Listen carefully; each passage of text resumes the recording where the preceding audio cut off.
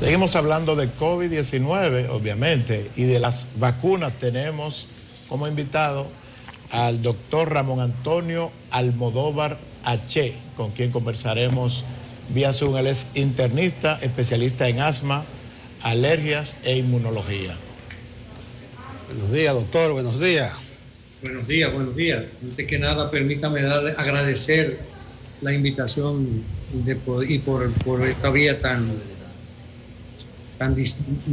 difundida, llegar a nuestro país y aclarar cualquier duda que haya con relación a lo que es el COVID y la vacuna que ya tenemos en mano. Bueno, el agradecimiento es nuestro de que usted pueda, desde su especialidad, orientar al país a través de nuestro medio. A propósito, desde el punto de vista del internista especialista, como dijo Héctor, en asma, alergias e inmunología, vamos a hacer una caracterización de la situación actual. ¿Cómo la está viendo usted desde su especialidad, doctor Ramón Antonio? Mira, el COVID es una enfermedad que cada día nos enseña.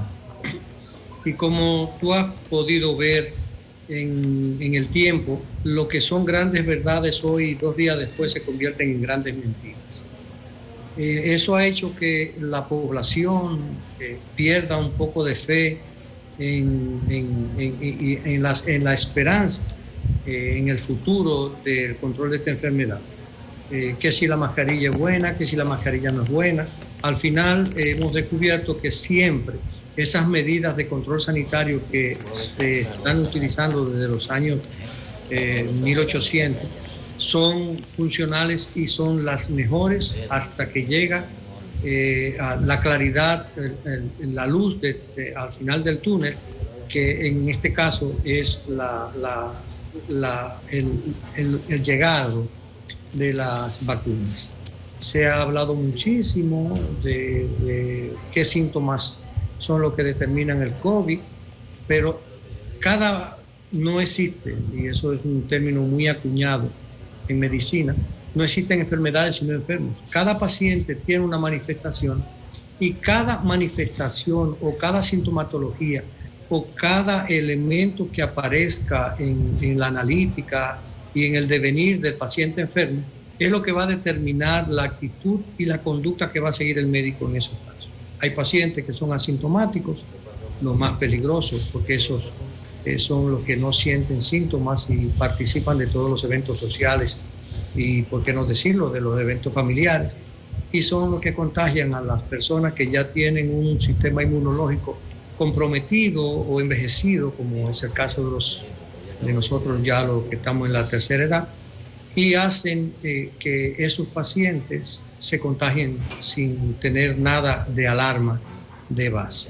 La otra manifestación, eso ya la manifestación es grave, cuando hay una liberación exagerada de mediadores de la inflamación, donde el paciente tiene ya que ser llevado a una unidad de cuidados intensivos y ya el médico, de acuerdo a lo que se vaya presentando, va a actuar. Lo más importante es que la población tiene que entender que la automedicación más que bien hace daño. Muchos de los casos quizás que tenemos con manifestaciones de gravedad que atribuimos al COVID se deben probablemente a intoxicación por dosis inadecuadas o por manejo inadecuado de medicamentos en situaciones no aconsejables. Cuando usted hablaba del peligro que implica la gran cantidad de casos asintomáticos, se refiere básicamente a el peligro, al potencial contagio, o también que una persona sin síntomas podría tener alguna complicación de salud sin conocerlo, sin saberlo. Mira, el paciente que tiene escasos síntomas es generalmente un paciente que tiene un sistema inmunológico adecuado, que está combatiendo adecuadamente el virus, pero que él no sabe que lo tiene porque no ha tenido ninguna manifestación.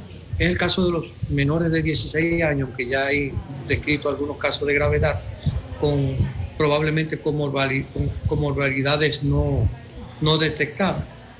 Ese es el paciente que llega donde el abuelito, le da el beso, le da el abrazo, porque nosotros entendemos que el distanciamiento social y el uso de las mascarillas y de las normas sanitarias impuestas y recomendadas por nuestro Ministerio de Salud Pública y por la Organización Mundial de la Salud, solamente son para cuando estemos en la calle.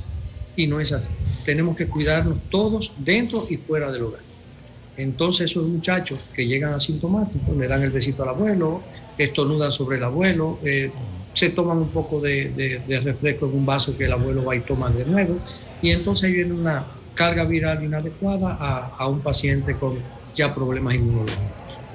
Ahí doctor, sí, doctor, hay una corriente, principalmente en Europa, que se denomina negacionista, o sea, gente que no cree en esto, que no quiere mascarilla, que no quiere restricciones y hace grandes manifestaciones.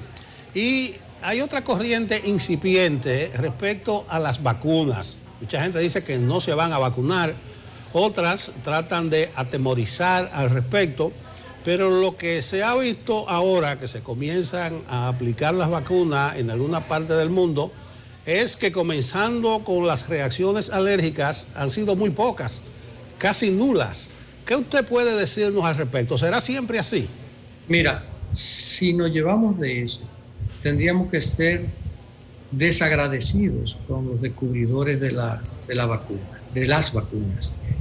Gracias a la vacuna hoy no tenemos viruela, tenemos controlados los brotes de varicela, de sarampión, de difteria, de enfermedades del ébola, muchísimas enfermedades que antes eran un azote y que había que esperar a la contaminación de rebaño para controlarla. La vacuna es lo mejor que le ha pasado a la humanidad. Es probablemente, y sin lugar a duda, el descubrimiento científico que más vida ha salvado en toda la historia. Este movimiento de los negacionistas, yo siempre digo que eso es hasta que a ti te toca. Igual que los porcentajes, que no, que solamente un 5% o un 10% se está muriendo.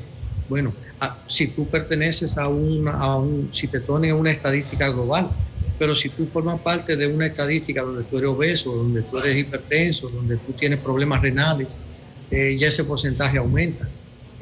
La actitud de estas personas de lanzarse a la calle y buscar el contagio de rebaño, o el decir que esto es indiferente y que hay que seguir, es una actitud de irresponsabilidad. Y si pudiéramos segregarlos y dejarlos que ellos lleven su vida y nosotros excluirnos de ellos, pero lamentablemente con su actitud están afectando a toda la población. Con relación a lo de las vacunas y el temor de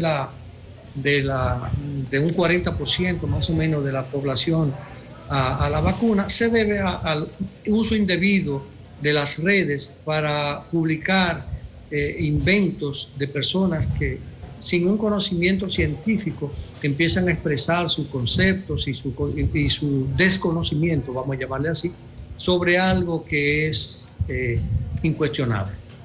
Tú puedes estar seguro que cuando la vacuna llegue a República Dominicana, yo voy a ser el número 1 en la fila para ponérmela. Y si van a pedir que vayan voluntarios para que se le quite el temor a la población, yo voy a estar con la mano levantada para ponerme la vacuna. Esto va a ser la solución no solamente en el aspecto salud. Esta vacuna va a ser la solución en el aspecto económico, en el aspecto moral, en el aspecto científico, en el aspecto económico, en el aspecto turístico. Va a ser el resurgir del mundo, no solamente de la República Dominicana y de la familia. Hay algunas razones, algunos alegatos que utilizan las personas que tienen sus reservas o sus temores con las vacunas. Uno de ellos es que quizá perciben que el proceso fue muy rápido, quizá en comparación con otro, el hallazgo, el descubrimiento de la vacuna fue más rápido que en otros casos. Y otra razón que se menciona es el hecho de que aparentemente, y no sé si usted nos puede dar una explicación sobre eso, es una tecnología, una metodología totalmente distinta a la que nos hemos acostumbrado, que no se trata del clásico método de inocular, inyectar el virus a la persona, sino que es una tecnología, una modalidad que no se había realizado, que no se había aplicado nunca antes en la historia. Bueno, no se había aplicado, pero sí se había estudiado. Lo que pasa es que no estábamos en la presencia de una pandemia de este tipo. Y en cuanto a lo de la velocidad, hasta hace 40 años, los conocimientos médicos se duplicaban cada 20 años. Y ahora se duplican cada 20 segundos. Porque basta con que tú pidas una información en las vías científicas y te llueve la información con relación a esto. Estos son científicos que han estado en contacto unos con otros. Y la experiencia vivida de otras vacunas con tipos similares de virus o con virus que incluso tienen algunos elementos antigénicos comunes ha permitido que la situación se haga mucho más rápido. También antes, para conseguir voluntarios había que pasarse 5 o 6 años esperando que apareciera un voluntario o no apareciera un voluntario. El hecho de la pureza del tratamiento en cuanto a la investigación también ayuda, y la velocidad del desarrollo de la vacuna y el aceleramiento de los 3 pasos pues están justificados, porque son mucho más los beneficios que la contra que nos ofrece, y es una situación a tomar en cuenta. Doctor, usted es especialista en asma también. Inicialmente, los síntomas de la pandemia estuvieron referidos a los pulmones. Se hablaba de una enfermedad pulmonar y se insistió mucho, pero ya realmente no es así. ¿Qué usted está viendo en su consultorio ahora que una de las primeras medidas rápidas es una tomografía? ¿Qué usted opina? Mira, yo sigo diciendo, y ahí voy a ser un poco internista, que lo más importante en el diagnóstico del COVID es la clínica, la historia clínica, el interrogatorio del paciente, el tocar al paciente, el oírle los pulmones al paciente, no verlo como a un paciente dentro de una burbuja, sino, por supuesto, es un riesgo que imprime la profesión, poniéndole el estetoscopio, mandando al paciente a respirar, evaluando cada una de las circunstancias. Y es cierto, uno de los cuadros de mayor gravedad está en la neumonitis que se produce, porque el cuadro infeccioso se controla el pulmón y todos los mecanismos de defensa se van hacia esa zona y se produce entonces una cascada de liberación de mediadores de la inflamación y se produce una inflamación severa. En estos casos es donde ya se aconseja el uso de los esteroides y de los biológicos para disminuir la mortalidad de estos pacientes. Pero también hay pacientes renales que tienen problemas renales, que tienen problemas cuando tienen el COVID. Hay pacientes que tienen problemas hepáticos, hay pacientes que tienen manifestaciones cerebrales y hay otros pacientes que tienen una manifestación subclínica maravillosamente manejable. Entonces, no a todo paciente usted le va a poner el mismo tratamiento. Cada paciente es un mundo y cada paciente tiene indicaciones específicas para manejar sus comorbilidades. El paciente asmático, que antes se decía que era de lo que estaba en alto riesgo, y el paciente alérgico, son pacientes que tienen muy pocos receptores para la ECA, que su elevación o mayor cantidad de receptores o mayor producción de la ECA es lo que produce una mayor penetración del virus en la célula.